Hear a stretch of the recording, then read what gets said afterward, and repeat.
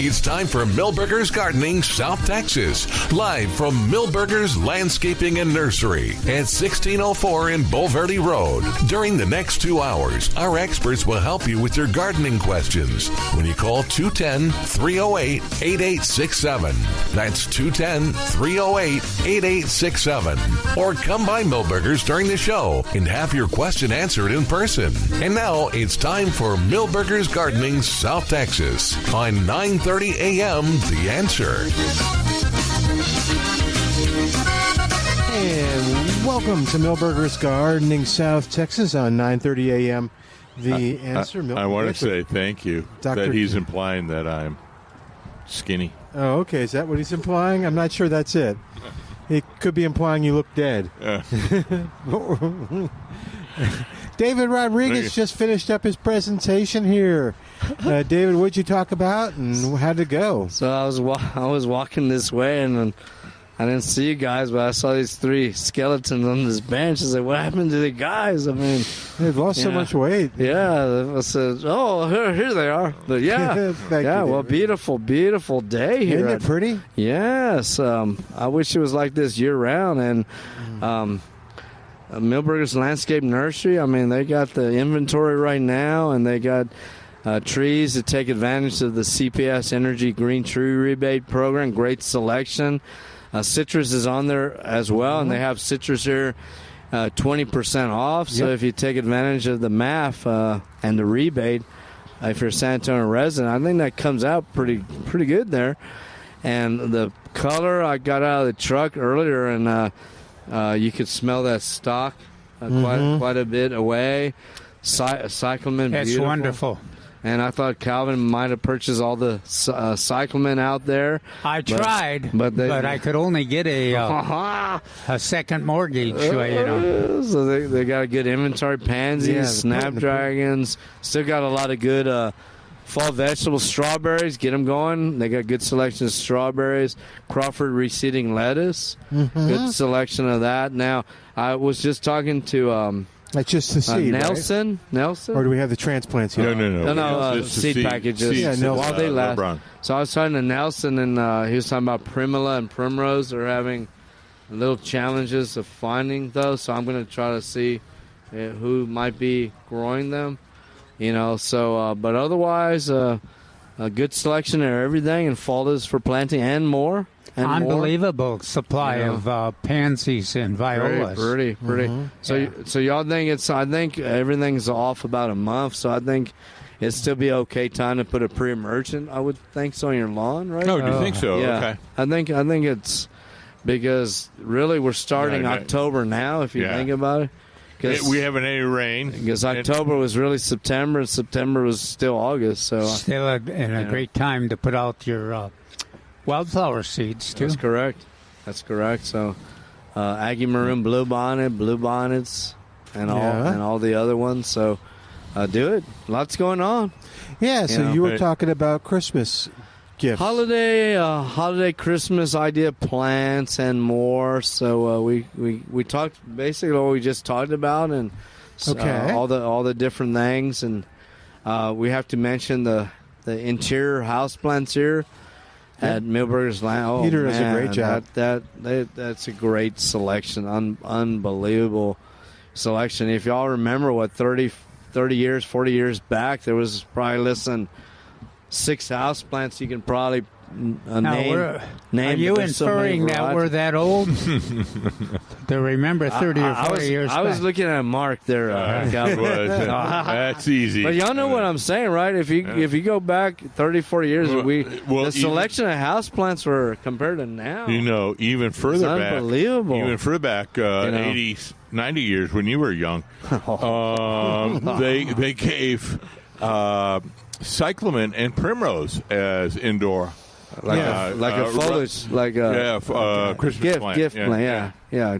So lots of change, and a great staff here at Milberger's Landscape Nursery, and lots going on, and fall is for planting and more, right? Yeah. So a lot of good questions, and we talked, opened up. We had a new family with the kids, and both are recent transplants from Oklahoma, both in the military. So we said thank you for your service, and don't forget about Tuesday, right, with Veterans Day. We talked about and thank you for our freedoms and liberties, and then we talked about yesterday was Texas Arbor Day. Maybe Mark can kind of elaborate why Texas Arbor Day was yesterday, and unusual for or alone compared to April, right? Alone in all the nation. Yeah, most states have it in April or late March, and we have it in the fall in November. For that very reason, that fall is for planting. So we want to hit that time where planting a tree or planting shrubs or planting color is appropriate at this time of year. Yes.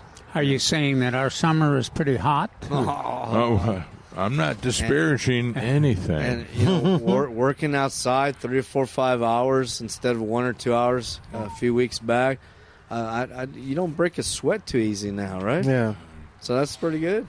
Mm-hmm. Well, what the hardest thing for me is when I'm down weeding to get back up.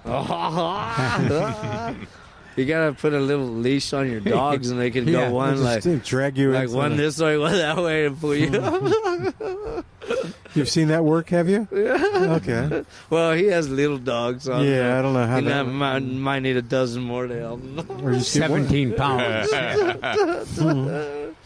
No, but everything's good. Talking to Peter earlier and telling him and Nelson been doing a real good job here, and Christmas trees. Yeah, Can you believe that Christmas tree is almost around the corner here? Hey, David, we're going to be talking a lot about freeze protection, frost protection. So a lot of these I get this question all the time. Yes. Well, shouldn't we not wait and plant to protect the tree against the weather? And a lot of times I'm like, fall is for planting. These trees, mostly they're native or they're well adapted to our area. That's correct. Just plant it correctly. Plant it correctly, water it incorrectly, and they'll tolerate winter. That's correct. No problem. Maybe some of the tender tropical plants, bougainvillea, hibiscus, plumeria, take advantage of the citrus on the CPS Energy Green Tree Rebate Program. Maybe a little bit protection, keep it in the container, and then adjust next spring and go from there. Lots of options. That's one of the most exciting things about gardening here is that you can learn a lot and you can get pretty clever and you can be very successful, but it does take some learning, and that's half the fun. Yeah, and just get on it. It's like the classes. That just get on it. Yeah, they this past Wednesday was second to their last class. We had the two arborists from the forester and arborists from the city, and they talked about tree types and selections, and I kind of talked to them about the nursery availability and variety. And Mark Peterson wants to know. Huh? They disparaged me? The two guys? But no, I know who they are. Yeah, I know where they live. Honey locust and other trees. Okay, so now don't get me started. Yeah, well, I said Mark Peterson said, not David Rodriguez. So I did tell him, hey, we need to make sure we can find these trees, that they're available.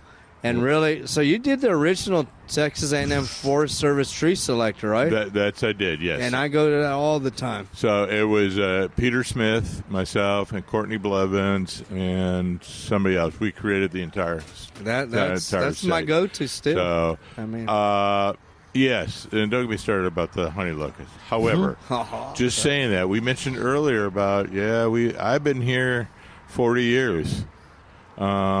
Tom Keeter and I did a lot of the original testing for a lot of these species back in the 80s and early 90s or 70s and 80s. And a lot of them we went, man, this just won't grow down here and long term. Yeah. Oh. And so a lot of them we went, no. And I remember. I'm so proud to be working with these old people, aren't you? I remember that honey locust back when I was a young fella. Yeah. And I don't know if it was just observation, but I remember I used to get a lot of those caterpillar asp big time on those honey locusts. Yeah. That's interesting. It's just a little too hot and dry. Yeah, they just decline. It's a Midwestern species. Yeah, it's a decline. Yeah. So what were some of the gifts that you talked about that would be good? Like traditional? We always think about poinsettias, but okay. we talked a little bit about Christmas cactus, which that's a good one. I call Easter cactus because trying to get them blooming next Christmas with the day lengths is a challenge, but they bloom in Easter, great. And we talked about the lighting, the kalanchoes. We talked about all the color potting up.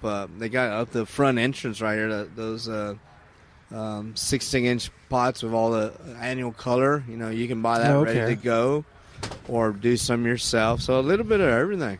Yeah, citrus is always popular. Make it a tradition of planting a tree with the family for the holidays. Get the young ones involved. So a little bit of everything, A to Z. Now, what's your suggestion on poinsettias after the holidays? You keep them or you just toss them? Well, you know, a lot of people, they still look pretty nice. Yeah, mine do. You know, they still look pretty nice. And, you know, if they're declining, you know, add them to your well-balanced compost pile. That was the challenge, I guess Calvin hopefully will agree, is that if you keep them going, is keeping them going, but white flies and others can be an issue, and that can be a problem with the rest of your landscape and garden possibly.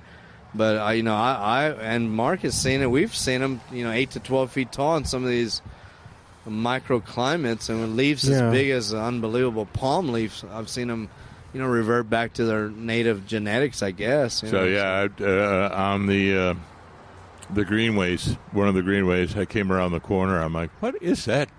That big shrub. What is that? And I got closer and went, oh, my Lord. I think I saw one at Alamo Heights Methodist against the wall, kind of protected from climates. This is kind of like the avocado thing, Yeah.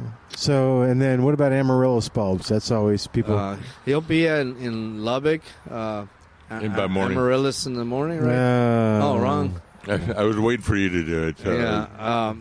Bless you. I think they're beautiful. I always talk about the old St. Joseph's amaryllis, the hardy amaryllis, the oxblood lilies, which used to be in that same classification. I don't know if they've moved it. A lot of the newer selections are out of Brazil, so they're not as winter hardy as some of the younger introductions. I remember Dr. Moy used to do some selection and breeding at the botanical garden, and so you can force them right now to bloom for the holiday season. They're unbelievable flower, makes a nice gift, but it just depends if you put them in the media versus rock and the water. And we did cover some of that too. Cool, yeah, that's what I was. So it's a cool plant. I mean, there's lots of great plants that you can give, but some that don't make great plants after the holidays. Well, it depends if your poinsettia looks good or not. I haven't given him his answer. He's waiting for me to. I kind of backtracked and went sideways. Oh, I was just curious because,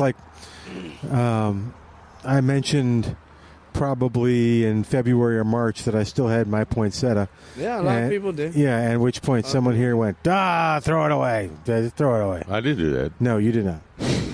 No, I think we go with what David said. Yeah, it's the compost. If it looks good addition to the compost pile. Nope, mine's still growing. The biggest challenge is the probably I would say probably at one time one of the nation's best grower of floral quality poinsettias is no longer around. And what those guys used to do. No relation, by the way. Yeah, so. But there's still other growers, Clay Pack out of Blanco and others that are doing an excellent job. But it depends on, and a lot of it depends on the plant, how the plant's been maintained. And so if it's alive in February after Christmas, Milton, we congratulate you. Yeah, it is. Yeah.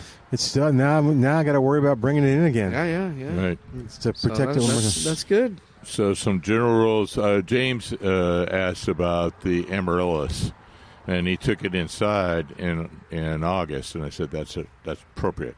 Actually, we like to cut any remaining leaves. Usually they start withering on the Oh, amaryllis. okay. During the summer, we cut those and we bring it inside, and in a cool, shady place, and then start bringing out 4 to 6 weeks ahead of Christmas. And we Okay. start watering them okay. at Lots that of time. light. So we just backtrack and say, next week, the 15th, you should bring them out, start watering them again in sunlight, and then you should have a bloom by Christmas time. Same thing with the poinsettias as well. Okay. So if I miss the window for the darkness, No, just give it a little. okay, I can do that. Yeah, you can do it, Milton. Thank you, David. It's called a big box. It's all And encouraged. just let it- We're- All right, cool. Anything else you want to bring up, David? Anything with the extension service? Anything coming up for the holidays? If we Well, don't see it? December, January, what is it, 12 years now?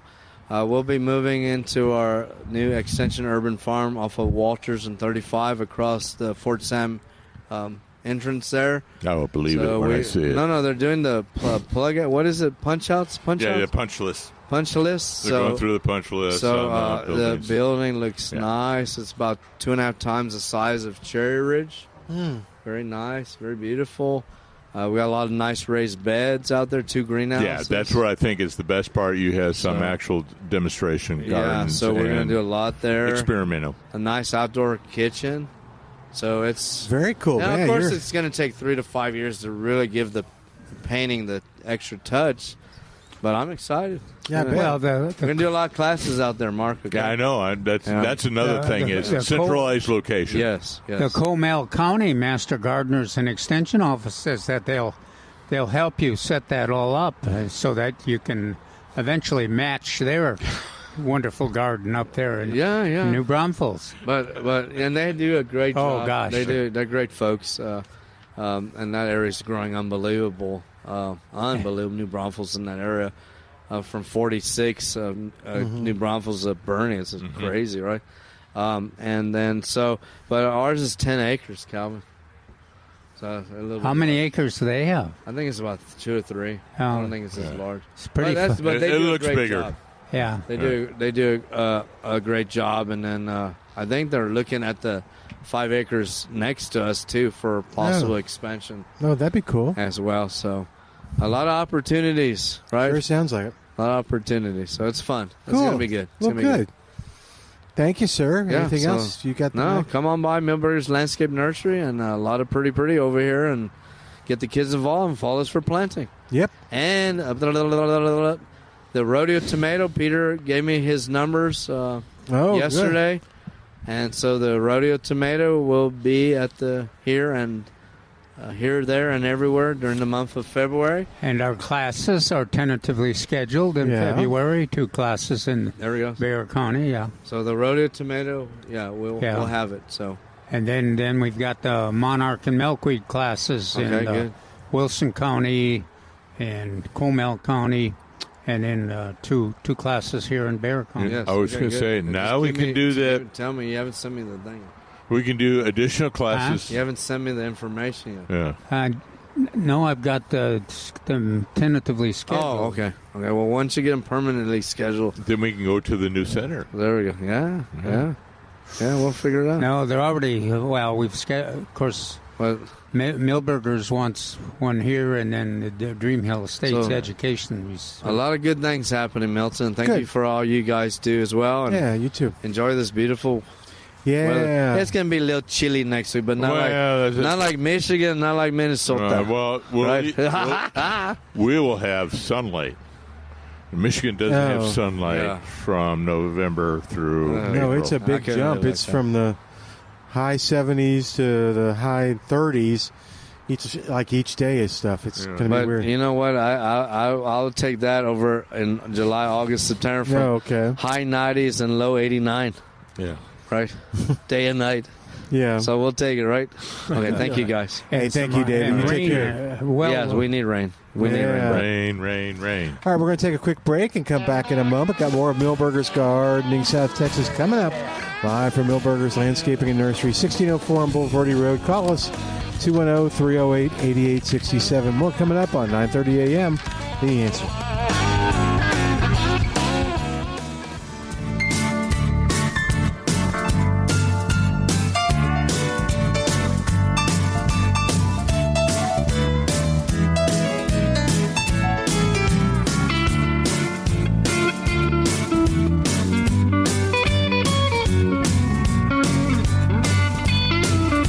Welcome back to Milburgers. You're okay. Talk Gardening South Texas on 9:30 a.m. The answer, 210-308-8867. 210-308-8867, the number to call. Oh, should she have talked to you instead? Looks like she's got a... Is that out of a tree? Yeah, it's crown gall. A trunk rot? No, from here it looks like crown gall. Oh, okay. Which is a bacteria. You want to switch and she can talk to Mark, or... Anyway, all right. 210... So from here it looks like a bacterium. All right. There we go. Yeah. We got it fixed. And you can tell us more about it in a second. 210-308-8867. Dr. Calvin Finch, Mark Peterson, and I'm Milton Glueck on the porch here at Milburgers on a beautiful day. And we'll talk about the weather in a second when Mark gets through answering the question. But that's the big news this week is the weather. Oh, I know what we can talk about. And it relates to the weather, too. If you want to see monarchs today at Milburgers, it's a great day to be here. How many have we seen? Dozens. Well, there are a lot of action, and they're bold, but I think at the most we've seen at one time are about 7. Okay, well. And they look very good. They look in prime shape, like they've hatched and developed north of us. And Okay. just coming through, and They better hurry. visiting the nectar sources, so they can make that last. I always say it's 600 miles. Would Mark say it was 300 miles? Yeah. Though? He said 300, too. I don't know where he's getting his 300 from. Yeah, or your it's 600. down there by Mexico City. Okay. But yeah, what Milton's talking about is that if they get caught up in this the 30. weather and the winds and The wind, too, yeah. relatively cold. What do the winds do to them? Well, it depends on how severe they are and how cold it is and which direction they're going.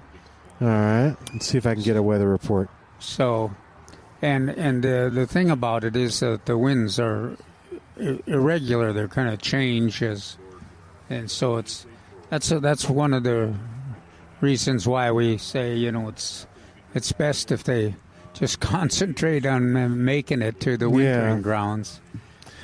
Yeah. So they're very as the winter progresses, they're more and more susceptible to damage from the weather. we've got today sunny, high near 89 rather. Tonight clear around 61. Is that okay for them?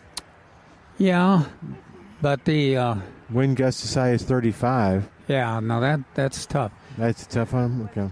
The problem is that when, well, I was going to say that if the weather is pleasant and moderate, they have a tendency to hang out. But they one of the things that the researchers all confirm is that they're unpredictable.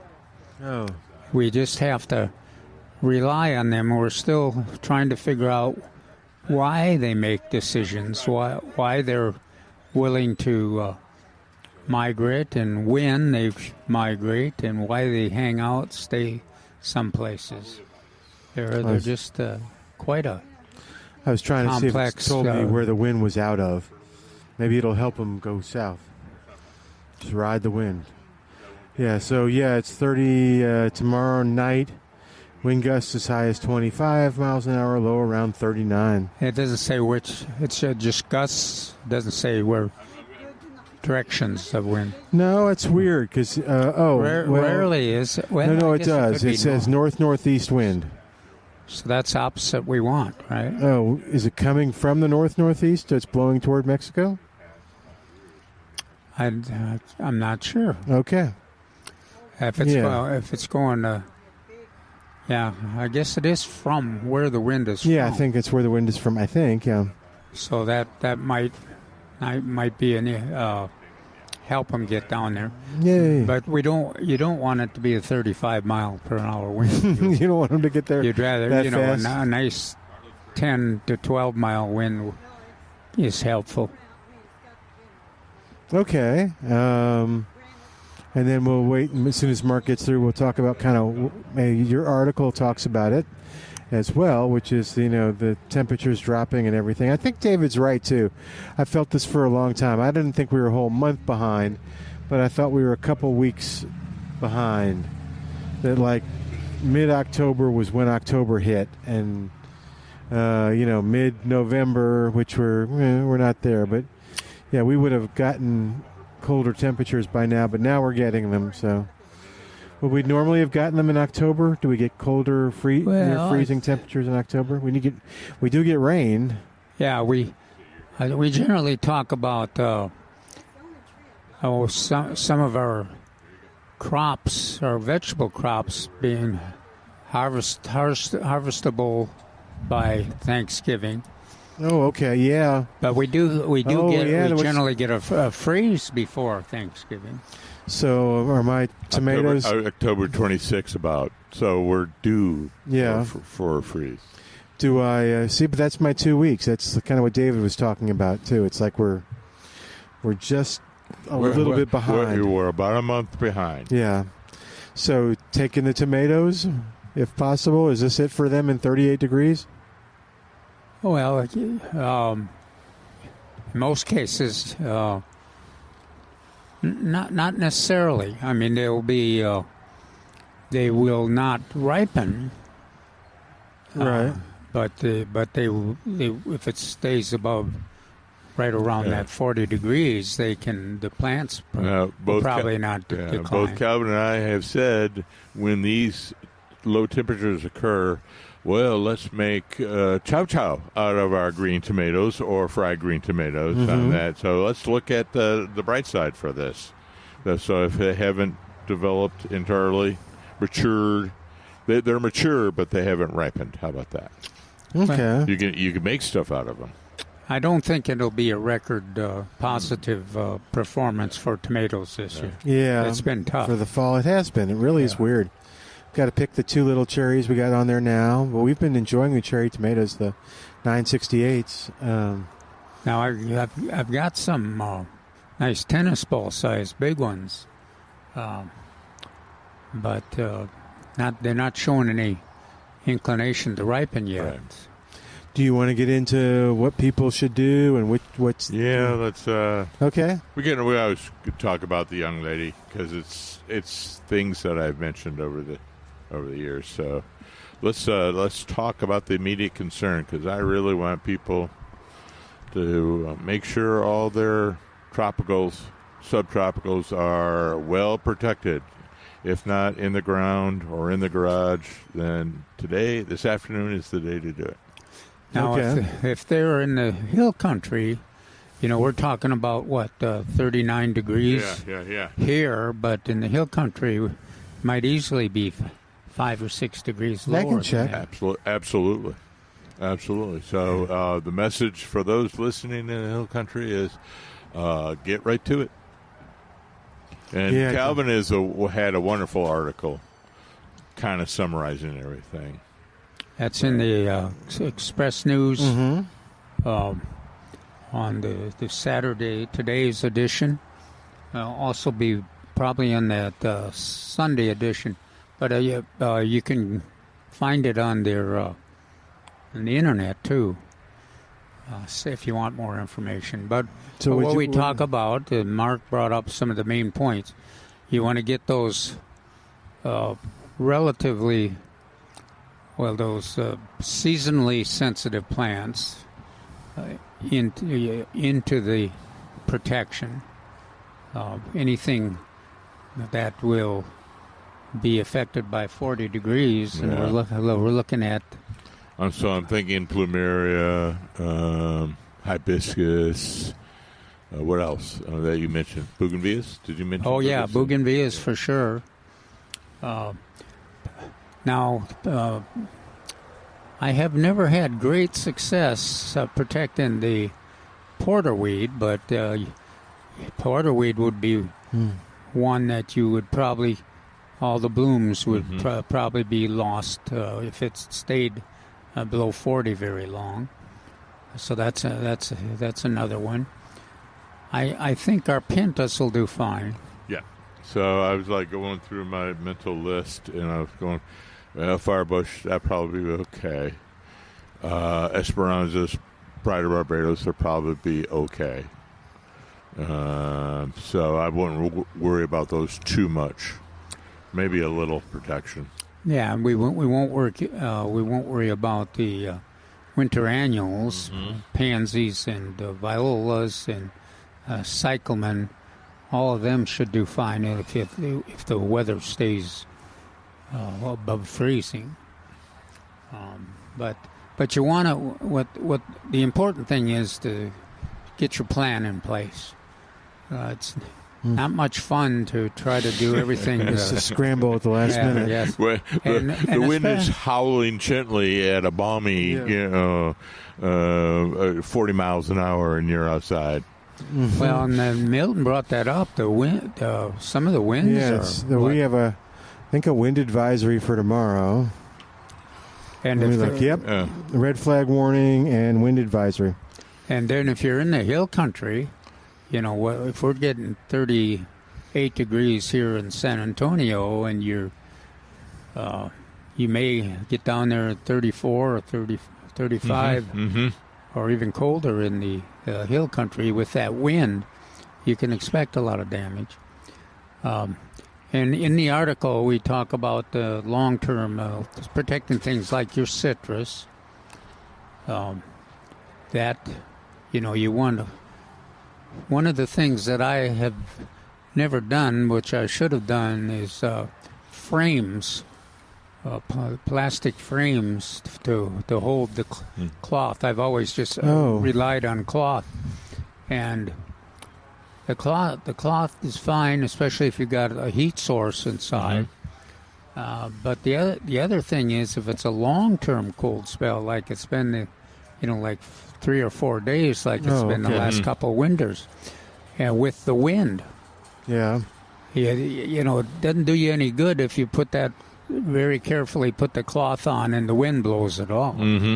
And which if you don't secure it, that'll quite often happen. And once that happens, you lose all. In fact, it doesn't matter if you've got a mechanic's light in there that's producing some heat. If the wind is sailing through, the wind is kind of blowing all that heat away. And one of the other things we mentioned are plastic. Now, if the plastic is the outer layer and it's it includes a layer of cloth. If you have two layers, the plastic can be useful because it does do a good job of keeping the wind in. If you secure it, it does a good job of keeping the wind out of inside the tent. But if you don't want it to be the heat, to go from cold weather to the sun comes out and you fry the plants, which is easy to do. So a lot of things to think about, and you may want, if you do have those sensitive plants, mention some of those plants again. Tropical, plumeria, bougainvillea, tropical hibiscus. I'm thinking some other mandevilla. Mandevilla. Thank you. These are tropical, barely subtropical, and these are the ones that a lot of people like for San Antonio, but they run the risk of freeze damage. So we have to protect those. And porterweed. And if you find a technique that really works well with porterweed, let us know, because that is one of those that is getting really popular as far as a nectar source for our hummingbirds and our butterflies. And if we can keep it alive, move it into the greenhouse and keep it alive, that'll help us a lot. Move it right out late spring, and it'll be ready for action. We expect the migration of the monarchs back to the San Antonio area in April. And so... Yeah, I'm looking at the... looks like just a couple days to be worried about. And then, like Wednesday, the high's near 82, and the low is at 61. So, and the wind isn't a big issue. So, but I know... So just tomorrow is the wind. Yeah, tomorrow's the wind. So we'll have some protection here, like weights that I can put in my shoes and my socks. Yeah, so you don't blow away. I think you'll be okay. Porch. When you leave, it'll blow you right to the car. Oh, good. How's that for service? Yeah. All right, we're going to take a quick break. Anything else we need to say on that? Sorry, guys. Anything else? Oh, I know it. Sorry. That's okay. You can still I always yell in the microphone. I apologize for those listeners. Talking to Peter. Uh-huh. So we recommend the insulate often. So we have it pre-cut in containers, and then also cut to order to your specification. They have it on rolls, and they'll cut it for you. So come by today. They're willing and able to do it. They are aware of that. So come by today to get it cut. Or they can come by tomorrow and try to put the insulate in the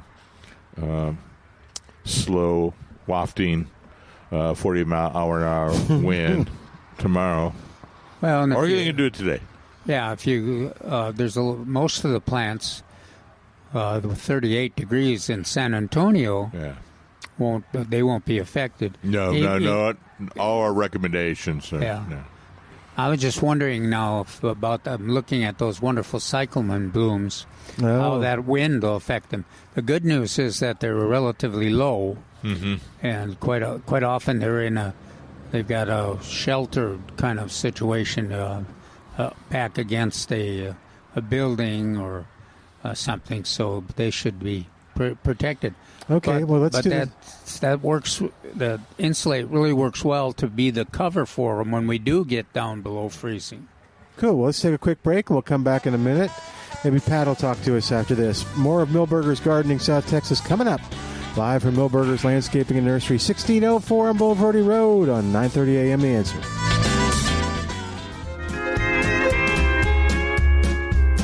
And welcome back to Milberger's Gardening South Texas on 9:30 a.m.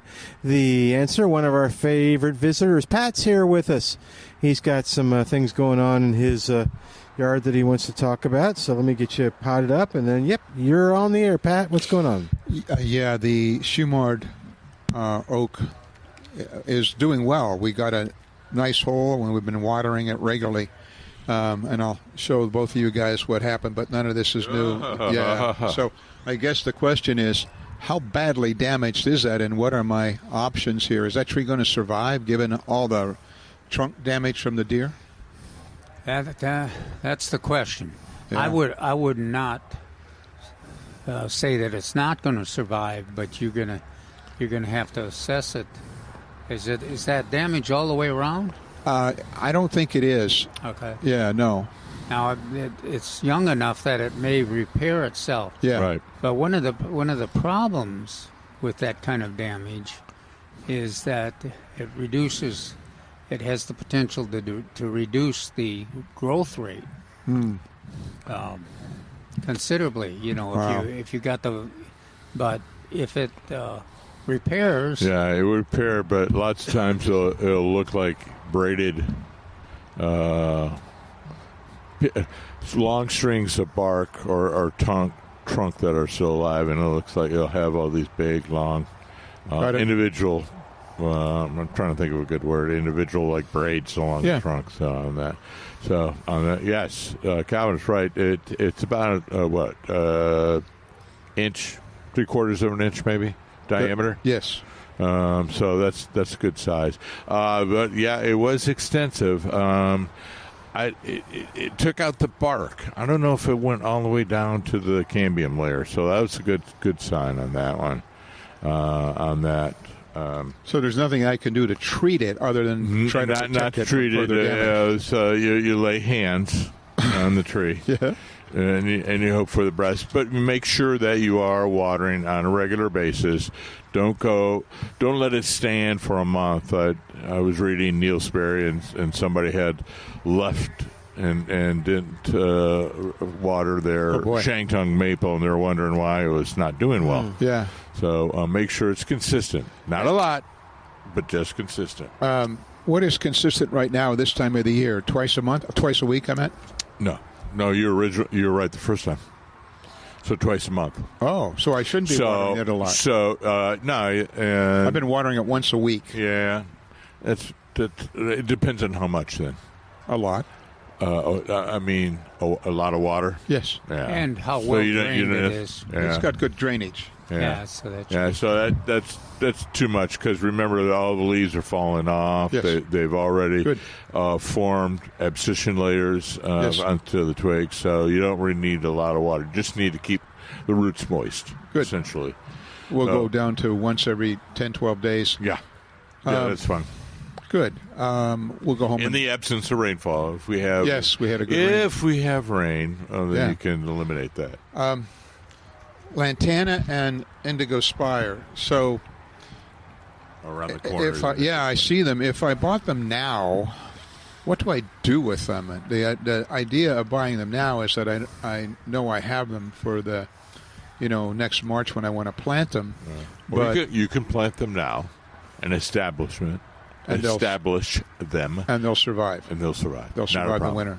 Yeah. Yeah. Okay. I had mentioned that earlier because we do have a lot of questions on that. People go, should I plant them now and worry about it? And I said, no, go plant them as soon as you get them in the home, and they'll do fine.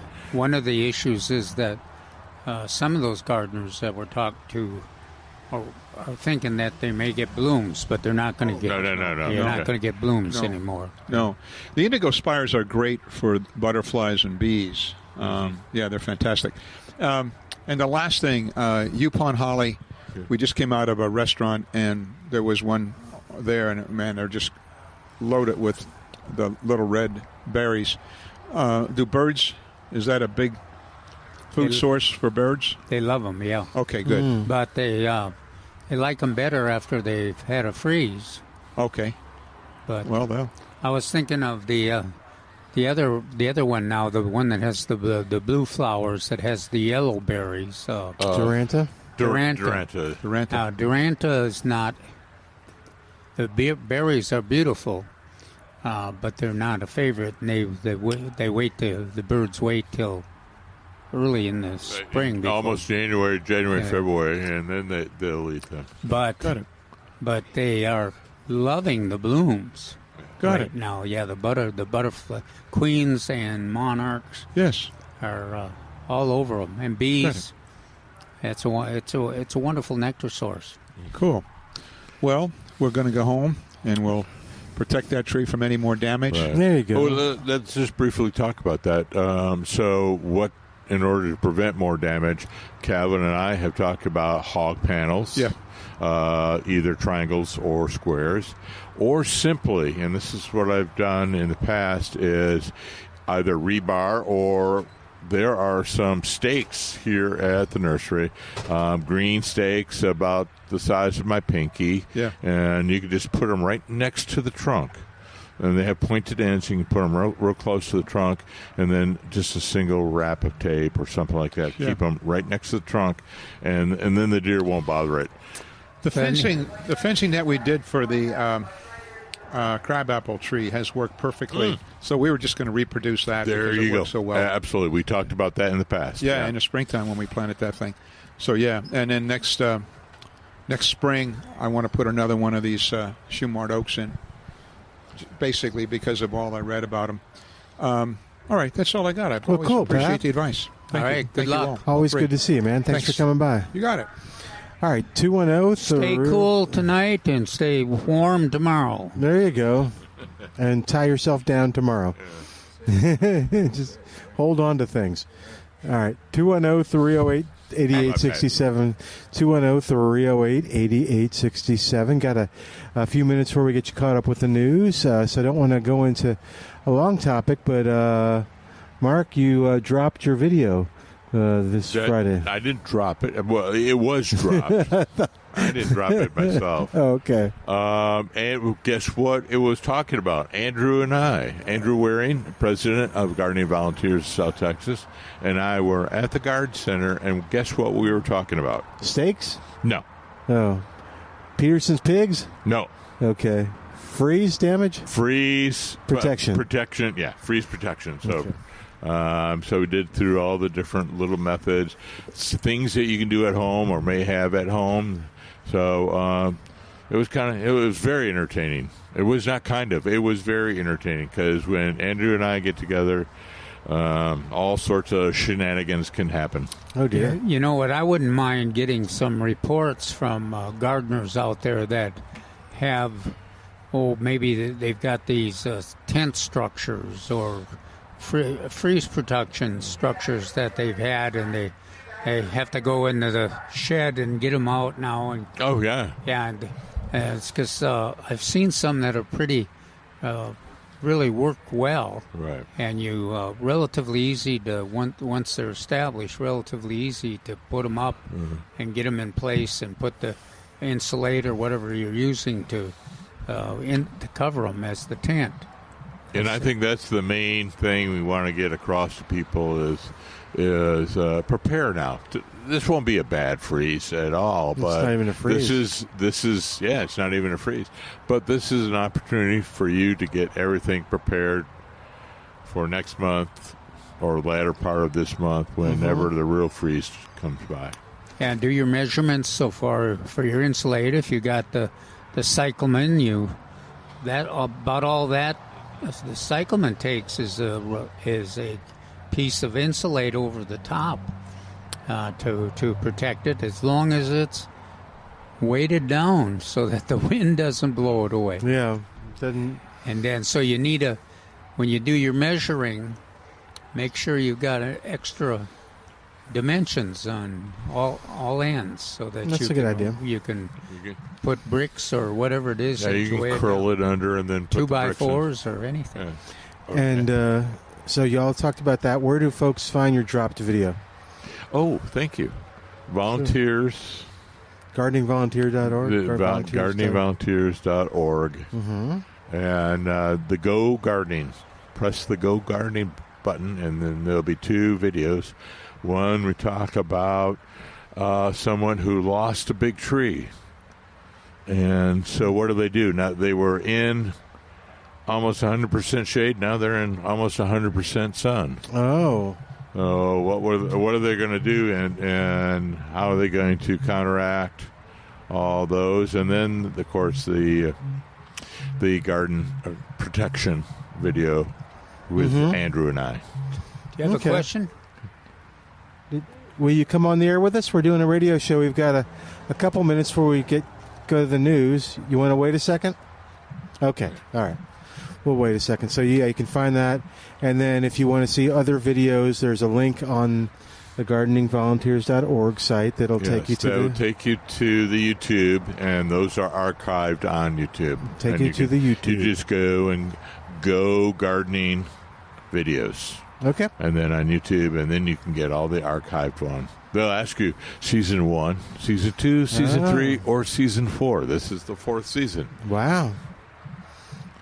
I know. It's very exciting. All right. I'm thrilled. I can tell by your voice. Yeah. All right. We're going to take a quick break. While we do, give us a call while we get you caught up with the news.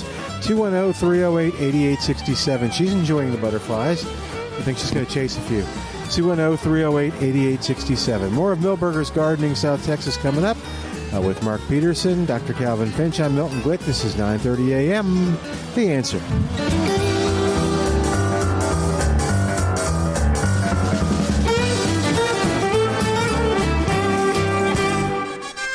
We're back with Milberger's Gardening South Texas, live from Milberger's Landscaping and Nursery at 1604 in Bulverde Road. Come out to visit or call us at 210-308-8867. That's 210-308-8867. And now back to Milberger's Gardening South Texas on 9:30 a.m. The Answer. And welcome back to Milberger's Gardening, South Texas on 9:30 a.m. The Answer. We are indeed here at Milberger's Landscaping and Nursery, 1604 on Bulverde Road, home of, dozens of butterflies today. I don't know why, but they're all over the plants. They're enjoying it, getting all that nectar and flying all around. Dr. Calvin Finch, Mark Peterson, and I talking gardening. Calvin is answering a question off the air, so we'll talk to Mark. And I wanted to see, I didn't want to get to it before the news started because I didn't know how much time. There was a woman that came up to you. She had the big piece of trunk or something, part of her tree. And I don't know, Calvin So what it should initially look like, crown gall. Crown gall is a bacterium that's in the soil and can infect the trees. And usually all of a sudden you start seeing these big lumps of chocolate brown colored little nodules in the ground and on the tree, and that's what it looked like. And then she brought it over, and no, it was a burl, and because it was woody. Burl, burl, okay. Burl, B-U-R-L. Okay. Yeah. Like Mr. Ives. Yeah. Yes. Silver and gold. Okay. No, we're not stop gonna now. Do it. Yeah. So it was probably a burl. We don't really know why some trees form burls on their trunk or on their roots, but it's not life-threatening. Okay. So I just said, yeah, she took it off, and that's fine. And should you take it off or just leave it alone? Well, generally you should leave it alone. Okay. But if you take it off, it's not a bad problem. Just avoid making a lot of wounds into your tree. Yep, yeah. And so she said she didn't have any plants underneath. I went, yay. Okay. And she had decomposed granite. Why was that important that she had no plants underneath? Well, trees and plants weren't necessarily made together to go underneath each other, and you tend to water the plants a whole lot more than what the tree needs at the base of the tree. They usually like to be dry. But then we put plants all around the tree, and we water them, and that's not really good for tree trunks and tree roots right next to the tree. Okay, so I was just curious. I thought that was the answer, but you mentioned it, and I thought we would clarify it. Yes. So I've raged against that in the past. So she really didn't need to do anything. No. Good. Yeah, that's a great answer. So then I was asking her about long dead branches in the past 5 years, and she goes, oh, yes. So about 2 to 3 inch branches, long branches, maybe about 8 to 10 feet. This was a Shumard red oak, and they're famous for doing that during the last 5 years during drought conditions. Oh. So an entire branch will die. Eek. Rather than the leaves, yeah. So the rest of the tree looks fairly good, green, and then a big long branch. And, you need to take care of that. Okay. Oh, that you do need to take care of. Okay. Yeah. And she didn't have any sun scald, which is another thing these thin bark species are known for. That on the south and the west parts of the tree, if it's in direct sunlight, lots of times the cambium layer dies because it's just heated up and cooked. And then you have these long strips of dead material, and the bark is falling off, and people are wondering, is something going to happen to the tree? And lots of times you have this, what I used to call white popcorn fungi. Oh, okay. So it looks like little popcorn up and down the sides of the trunk, and that's just decay fungi. It's nothing serious. Yeah. Have you seen that before? Yeah, and we've gotten questions about it too, where I think that you've made people feel a lot better that. Yeah, don't worry about it. The tree will begin to grow over and callus, and so it'll look like big ridges on both sides, and that's a good thing. The tree is callousing over. It won't be 100% over the lifetime of the tree, but it'll be. Sometimes you can get almost 90% cover of that area. You and I were talking about this earlier, and you mentioned Shumard oak, so I thought of live oak. Is this a good year for San Antonio I guess it depends on your perspective. Is this a productive year for San Antonio live oak acorns? For the acorns, yes. In some places, it was an extremely productive year for acorns. But you want to do it quickly. In other places, not so much. Oh, meaning places like Dallas compared to San Antonio, or just, Helotes compared around, to San Antonio? yes. Wow. In certain areas that it was not. So there wasn't a question to Neil Sperry this morning about acorns and all kind of nut species will have different years. Pecans are infamous for having every other year, alternate year bearing. Oaks not so much, but then they have what are called mast years, and that's about every 4 to 7 years they'll have a year where it's just overwhelming amount of acorns. Okay. And it kind of we're not there. Yeah, we're not there. It depends on previous year's weather conditions and then the current weather conditions. And the genetics of the tree. They all form a complex situation which will increase or decrease the amount of acorns. Yeah, if you park under an oak tree, you get a good sense of how many acorns. I received a lot of acorns. I'm sitting underneath the tree, and I was just pounded. I thought it was acorn. Well, if you have a metal roof and under the oak trees too, you swear that they're coconut size. Do you speak from experience? Oh gosh, yes. Okay. And the dogs don't like it much. Oh, either. does it freak them out? They can't believe it. They kind of look at me and say, "Well, Dad, why are you allowing this to happen?" Yeah, do something about this, Dad. Yeah. I wish I knew something to do with all the acorns I'm getting in the back of the pickup. Oh gosh, well, are there recipes and to plant them, or they're loved by? I mean, it's one of the favorite foods. Yeah, grackles and other birds wait until I roll into the driveway and crash all the. I think everyone should have some type of porcine, a hog or a potbelly pig or something, with all those acorns. Again, Peterson's pigs. It always comes back to Peterson's pigs. It always does, doesn't it? Yeah, so they would eat the acorns? Well, yes. or you can just have the grackles and the blue jays and everything there. They like them.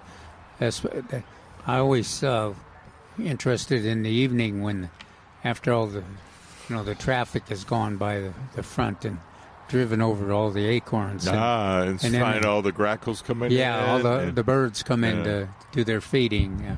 They Not just grackles. They kind of divide there's the area. A lot of birds. Yeah, they divide the area up, but they are they're one of the best wildlife foods that there are in terms of nutrition and production. And I always, I'm sure Mark explained that peak, the production system. Yeah.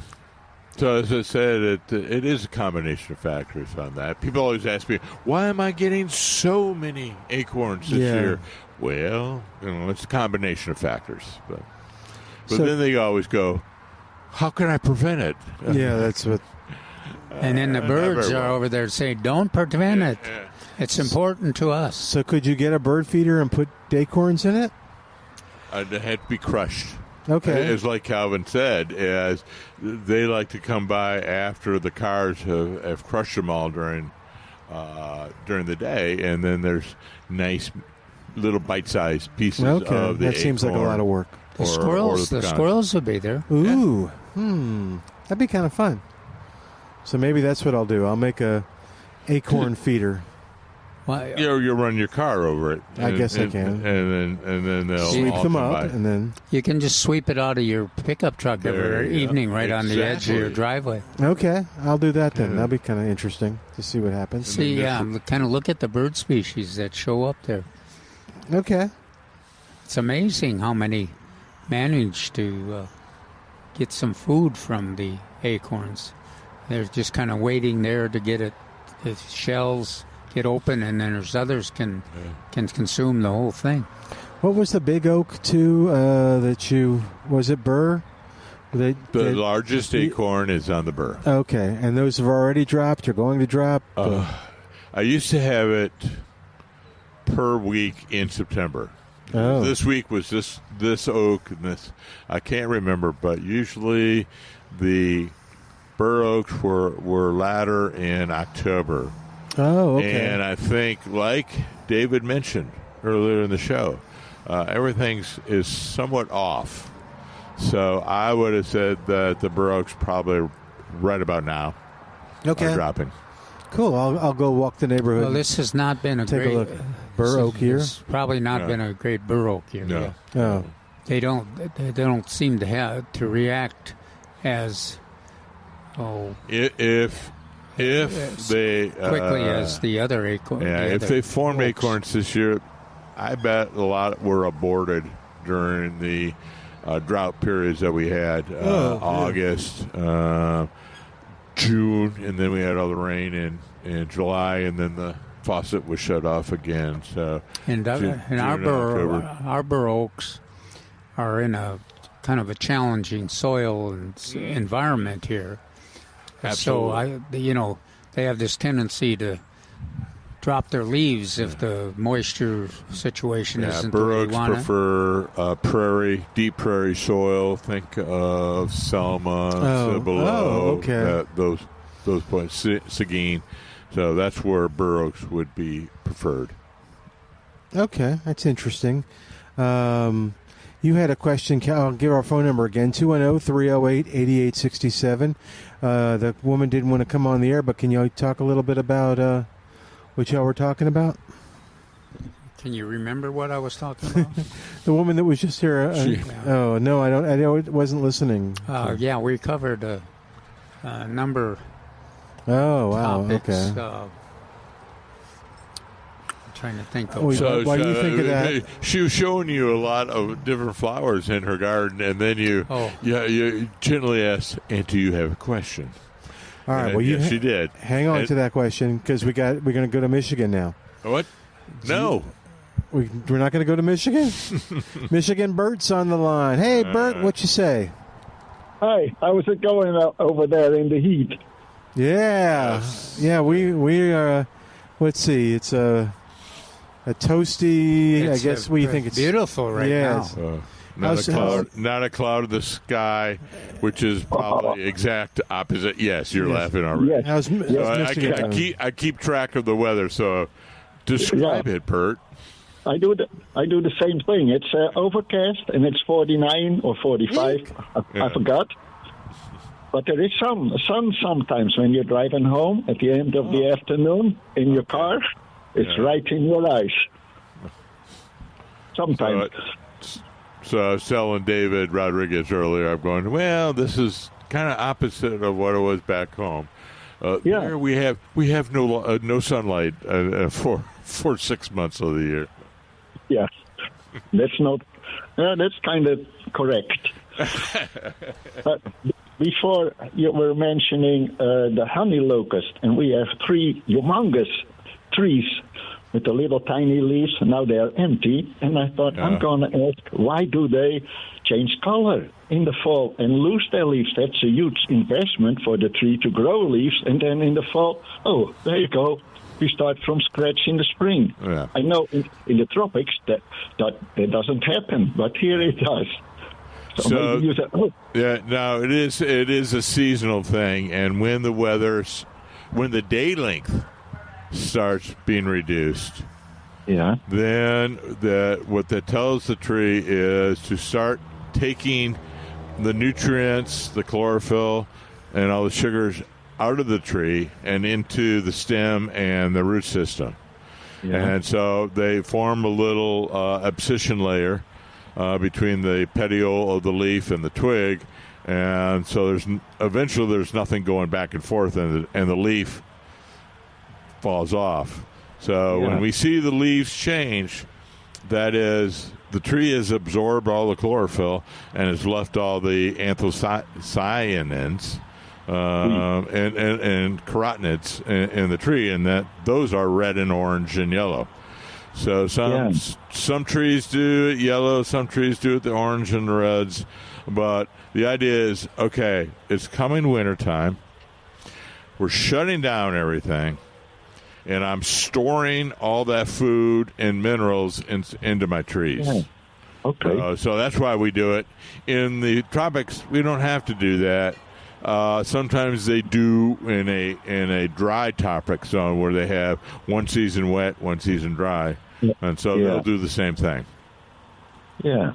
Okay, I know that the chlorophyll fades away in the sunlight, and you see the trees change the color almost at the sunny side or at the top, and then it goes down to the inside and lower.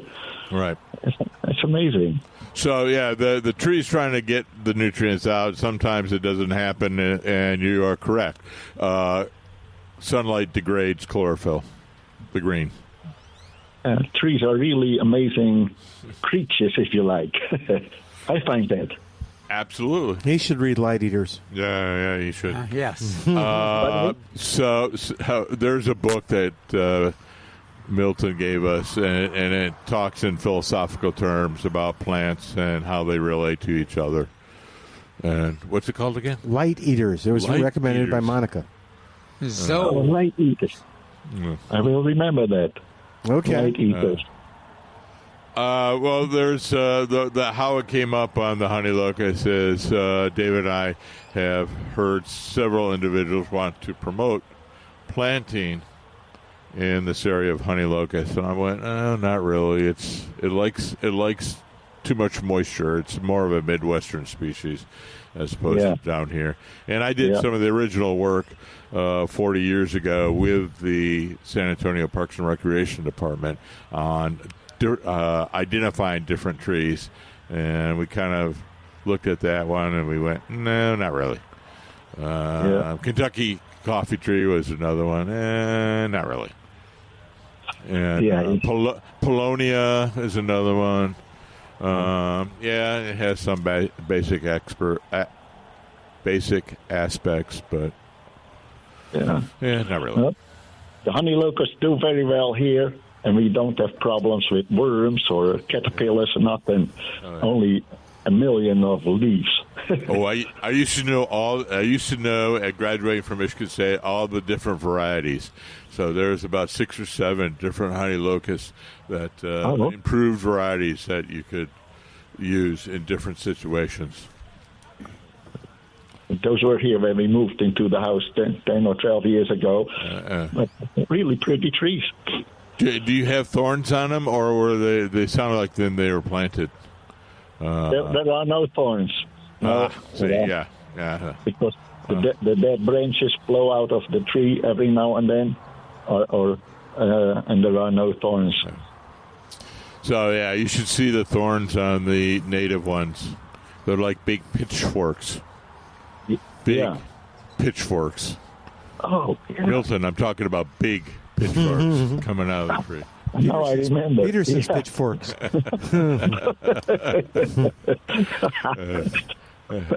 Okay, thanks, Bert. Thank you, sir. Thank you very much, Mark. Yeah, thanks for calling. Yeah. Remind me what the weather is like right now. Yeah. Thank you. Yeah. I'll send a message tomorrow. Okay. Okay. All right. Take care. Bye-bye. Take this opportunity to take a quick break, and then Calvin will talk about what she talked about in a moment. 210-308-8867. We'd love to hear from you. What questions do you have about the upcoming weather situation? If you want to give us some reports, and what was the reports you wanted? Do you remember? You said you'd love to hear. Oh, shucks. It'll come back to me. All right. Back in a moment. Monarch and hummingbirds. Oh, okay. On 9:30 a.m., The Answer.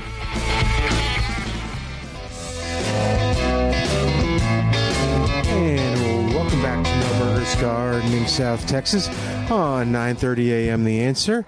All righty, so James is going to help you out with a hummingbird report and more at 210-308-8867. James, welcome to Milberger's Gardening, South Texas. What's going on? Yeah, it's kind of timely you asked for a hummingbird report because I cleaned out and refilled my feeder about 2 weeks ago, and it's been really odd. Once I put it up, I hadn't seen any hummingbirds until this morning, Tuning into the show, I saw one black chin on there, but he didn't stay too long, so I'm thinking the nectar's probably gone bad already. I need to probably change it out, or just take the feeder down. Would you take the feeder down? Is it too early, or refill it? Yeah, I think I wouldn't. I don't think it's too early.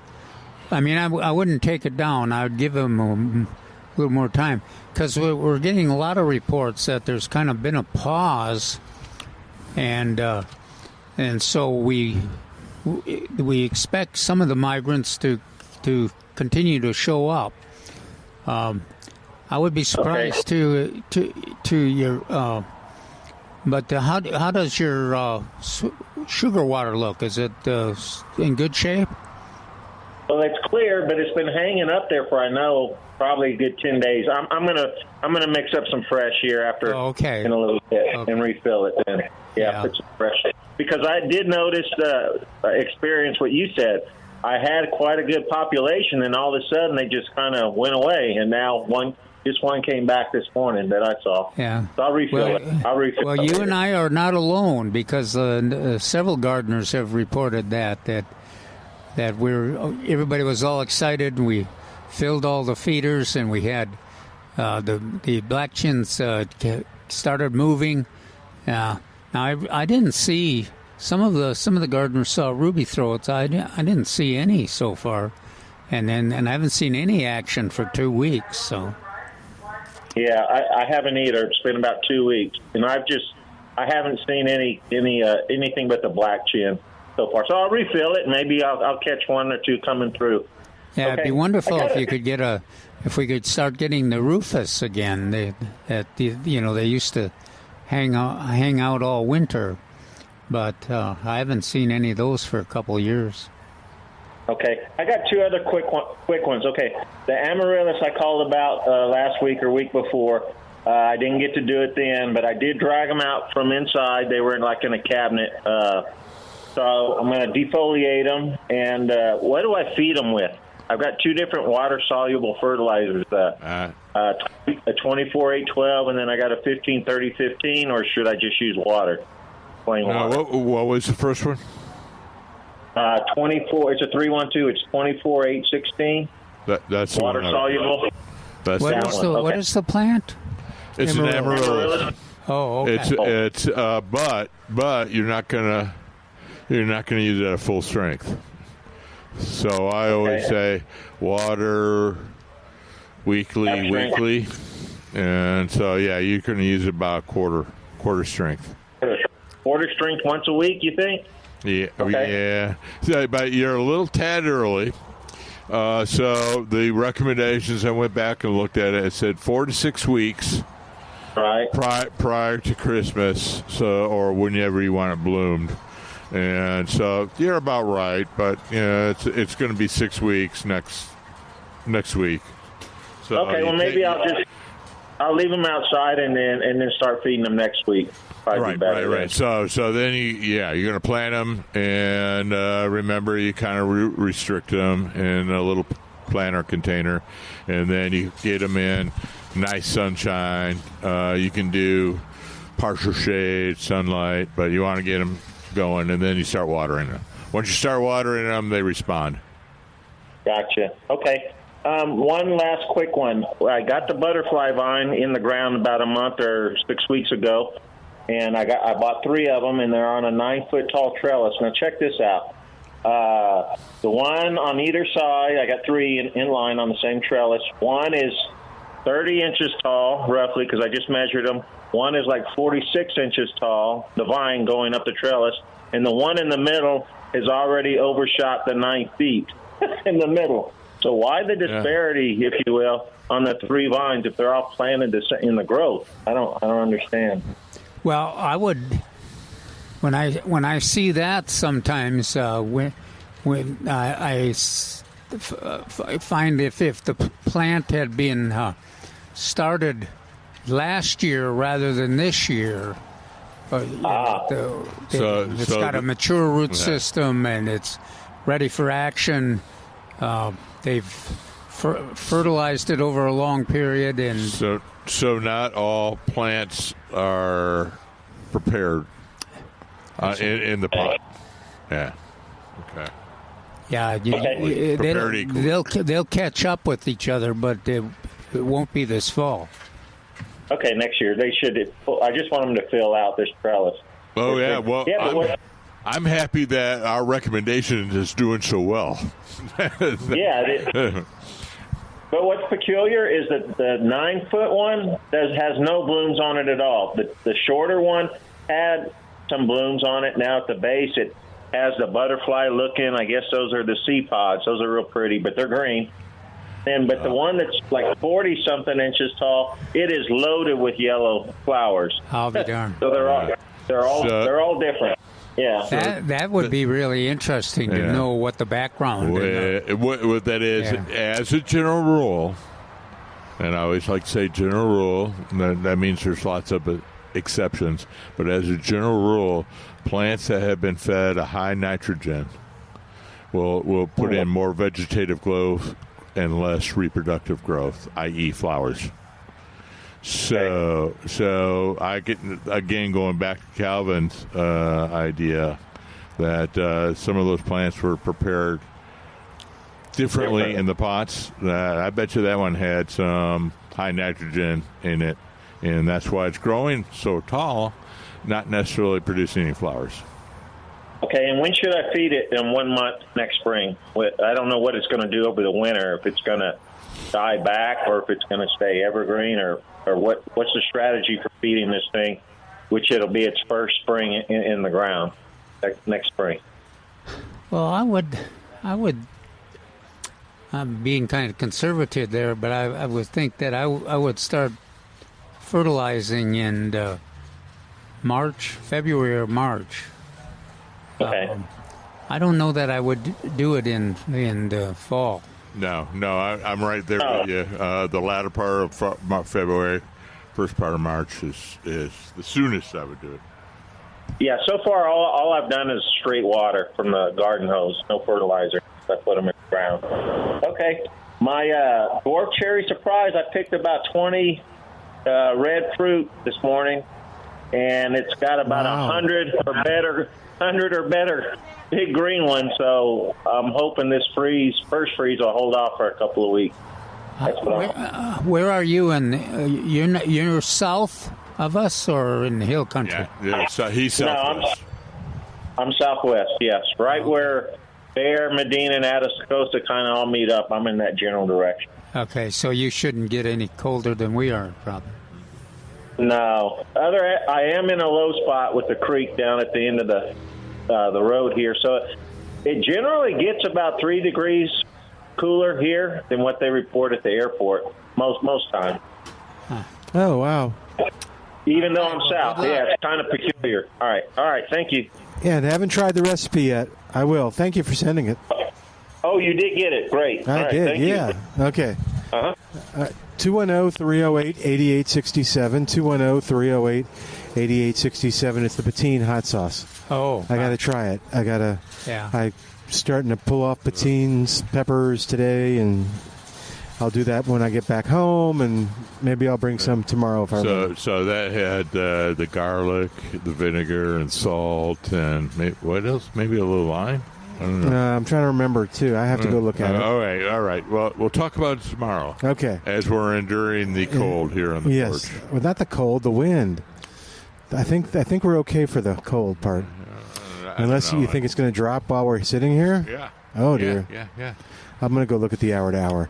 All right, Calvin, do you remember what she was talking about? Yeah, we had a really good conversation about tropical milkweed, and she had showed me a plant, really a nice specimen with blooms on it and really lush-looking foliage, and she said, "Well, you recommend cutting it back? Should I?"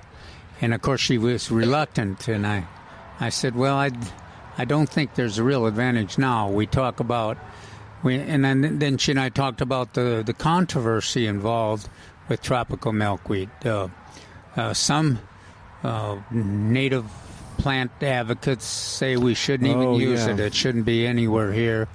And Mark and I have talked about a compromise where we want the monarch butterflies on their migration south. We want them to keep moving and not slow down so that they get caught in the bad weather. And so we don't want the foliage. The native milkweed foliage is declined, and they really don't encourage the monarchs to stay. But the tropical does, and so we recommend. I think this year we talked about October 1st is a good time to cut it back, and that way you're not encouraging the monarchs that come through to stop and lay more eggs here in San Antonio, because it's 30 days. Yeah. However, they were delayed up north. No. And so we could have waited a little bit. But, but we still wanted to do it up, and so around the first month, first week. Exactly. And so that's the general question is, what role should tropical milkweed play? And it's desirable. I know the monarchs' vote is to keep it. They love it. Not just the monarchs, the hummingbirds and the queen butterflies and all of the pollinators like the tropical. But there are some researchers indicate that it's a place for diseases to develop, and it messes up that migrating schedule because they have a tendency, the monarch that migrate through here have a tendency to stop and lay eggs rather than keep moving south, which is best in terms of getting to the wintering grounds before it gets cold. So it's not a simple question. In all the books we've talked about and the folks we've interviewed, Monica Mackel and the rest of them have brought up.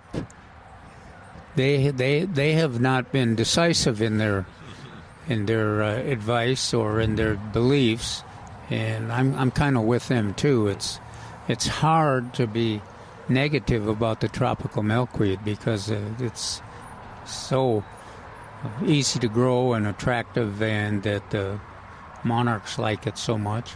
And the queen butterflies in the summertime really make use of it too. So that's what our discussion was about. Would you plant it now by seed? I saw someone online suggesting now is the time to plant seeds for the spring for milkweed.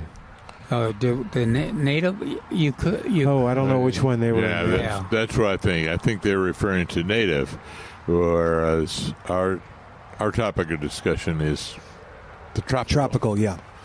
So I'm sure there are seeds out there for tropical, but that's not what we're talking about. Well, and we will. Our classes are scheduled for March, April, and even May, and we've got. We will. That means we'll start that preparation process about February 1st, and then we'll have them germinate. I think what we're going to try, Milton, this year is to, in addition to, instead of giving everybody that attends 2 seeded containers, I think we'll have 1 container with a germinated plant in there, and then we'll also we'll give them everybody like 5 seeds of a variety. A native variety, and see if we can increase our percentage of success, because we can get them to germinate, but transplanting has been very difficult. The percentage is very low in terms of success of transplanting. And our partners in the Native American Seed and other seed suppliers think we would have better success if our gardeners just planted the seed. Now, I haven't. We've had some gardeners that have tried it, but I haven't seen any really exciting results, including me planting them. But I think it's desirable for us to go ahead and try that process and see which works best for us. See if we can improve that success of the number. Because the whole idea is that we want to increase the number of monarch milkweed plants, native milkweeds especially, that are available to the monarchs in backyard gardens. Yeah. Isn't that ironic about the germination of milkweed? Whereas where we grew up, it's always one of the high list of farmers they want to get rid of. Get rid of it, yeah. Harder than heck. Harder than heck to get rid of them. Get rid of it, yeah. Yeah, you're right. That's just amazing how different. And, it's got a deep root system, and it relatively easy to germinate, but not a high success rate in terms of long-term survival. But those that do survive through the first 2 years, they produce a long root, and then they want to survive forever. So that another one of those complications and unanswered questions on. And when are you writing your book monarch? On the monarch? Well, actually, I was just noticing that there's a lot of lots of pages of notes and. But okay. All right. Well, let's take a quick break. We won't put Calvin on the spot about his book. Do you have a title yet? No. No, I would like a more definitive results. Okay. All right, we're going to take a break and come back in a moment. 210-308-8867. 210-308-8867. More of Milberger's Gardening, South Texas, coming up. Live from Milberger's Landscaping and Nursery, 1604 on Boulevardy Road. Milton Glueck along with Mark Peterson, Dr. Calvin Finch. This is 9:30 a.m. The Answer.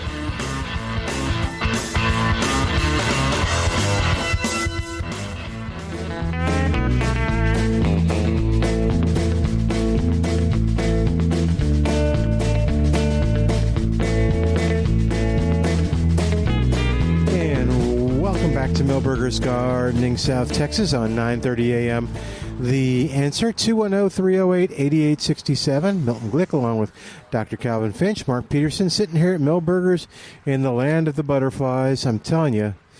So are we going to see all these butterflies tomorrow when it's windy, or are they going to be hunkering down? Well, we'll have to see. Okay.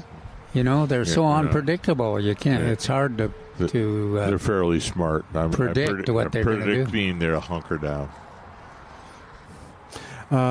So I was another internet thing that popped up too. But James, we were talking about cyclamen too. I was looking over at them, and James, I think you may have had a question. You can call us tomorrow on cyclamen trimming. On trimming them?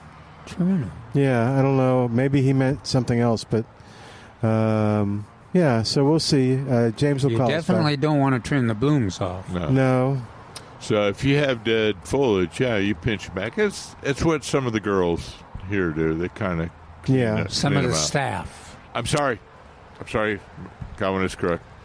But that's part of one of the advantages or one of the attractions on cyclamen is it looks like they're also uniform and the colors are so intense.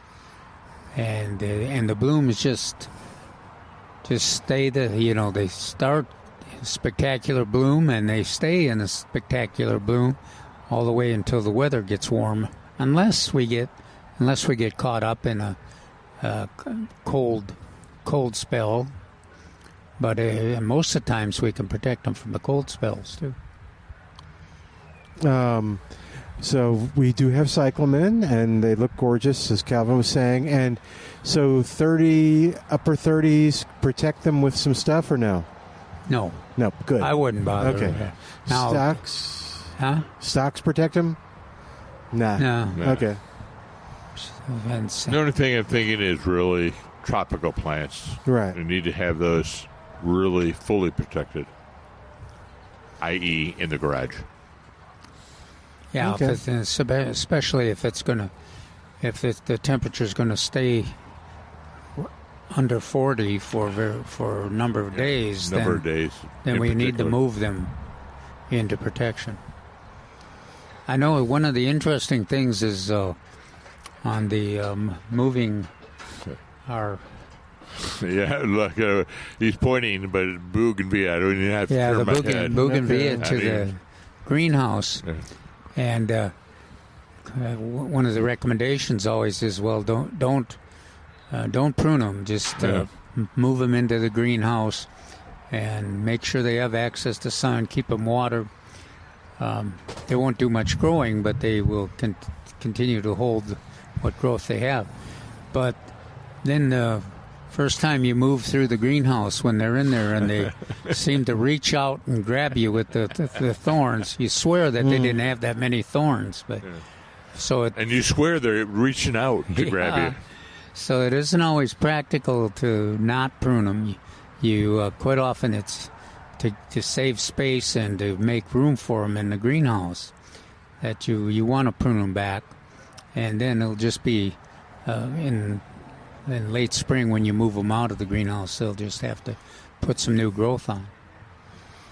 All right, 210-308-8867, 210-308-8867. We have one in the ground, but I guess we can cover that with the insulate. And you can try. Okay, we'll try. Was it in the ground last year? No, it's the first year in the ground. Make sure the edges are weighted down. Okay. So it doesn't, the insulate doesn't blow away, and to keep more heat in. Okay. So you don't have to add any heat in this temperature. No, this occurred to me too, as something people might be concerned about. If I'm bringing plants in, they've been outside in pots. Do I need to worry about bringing other pests that might be on the plants in? Do I need to clean the plants, shake them a little bit, do something to kind of get rid of bugs or anything that might be on them? Well, quite often the problem occurs later when the plants have been in a greenhouse for a while, and all the natural controls, the predators that have ladybugs and everything that have kept the aphids and what are some of those aphids and scale and mealybug, all those that just really go wild once they're in a greenhouse situation. That's when they recur, and then that becomes very hard to control those pests inside a greenhouse. Okay, but if you take them inside a garage or something, that's usually not the issue. No. Okay, good. Right. If you want, you can add a little acephate and then allow that gentle aroma throughout the house. Would you agree with that, Calvin? I'm guessing no. No, I don't think the acephate has a lovely aroma. Yeah, that acephate. I'm kind of with the fire ants. I'd rather not.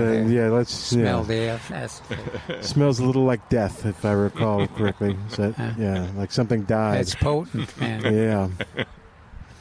So you can blame Mark if you follow this advice, and suddenly your neighbors and guests come over going, "Oh man, what died in your attic or something?" I added a little to the pots. Okay. 210-308-8867. Still a bit more time, so what else do we want to cover? Calvin, we're talking about freezing stuff. Did you want to talk about your article one more time real quick, and so folks can get it today and get it tomorrow? The article covers preparing to protect plants that are cold sensitive for the winter, and the timing is pretty good because we're faced with some 40-degree weather, which is not a real direct threat to our plants, but there are some conditions there. There's some winds and things that could be a potential problem, but it does remind us that we do have to plan. And then Mark did a good provided information about the availability of insulated product here, a fabric product that works very well for covering plants and protecting them from the cold. We don't necessarily need to put it on plants when it's 40 degrees, but it is time, if it's 40 degrees or less, and it's going to be that way for a few days, it is time to move the sensitive plants, subtropical plants that are in containers, tropical hibiscus, and some of the others into the protection. Wow, look at all those. Amazing. We're seeing some more monarchs in a big... They're dancing. Healthy, yeah. 3 of them, and just showing off in front of our studio here. Gosh, that's amazing. Now I got it took away my limited concentration anyway. Yeah. That's okay. But they were pretty beautiful. That's what the article's about. And those were big, by the way. And the article's in the Express News, Austin American Statesman, depending on where you're listening. And you can find it online, too. And is the Wilson County News article the same thing, or is it a different? No, the Wilson County News article is a different. It's a question and answer. Oh, good. Okay.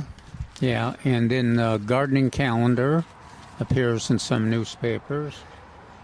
How much you mentioned, like James and the different rain and different temperatures. How do you have to how often do you give answers that are different for Wilson County than you would for San Antonio? For Bexar County, we'll say. Well, quite a bit? Quite a bit, yeah. The different soil. Yeah. So we have weekly newspapers, then we have the regular columns in the Express News, which are different. There's 4 or 5 different articles that are distributed to various newspapers, depending on what they have enrolled in terms of what they want. Okay. For their gardeners. Very interesting. 210-308-8867, but probably a little late at this point to do it. But yeah, you'll find the article in the papers that we mentioned, and along with other gardening stuff as well. Trying to think anything else in this last minute that we want to make sure we bring up? Just to remind everybody on the wildflowers, keep a watch for any rains that are coming. And ooh, that'd be nice. Yeah, if they aren't... what? There's rain? No. It's best if we get some rain when about the same time, either a little before or after when you apply the seeds, and some gardeners will actually irrigate. But it is time. It is time to get the seeds. And then Mark mentioned Milberger's has wildflower seeds available here, and a lot of our gardeners all through the region have a favorite nursery that has some. But one of the easiest places to deal and find large packages of wildflower seed are some of our internet contacts.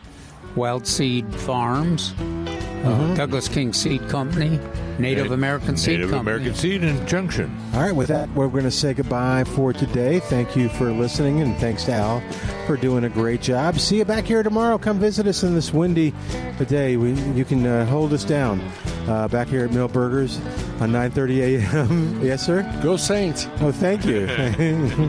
See you tomorrow on 9:30 a.m. The Answer.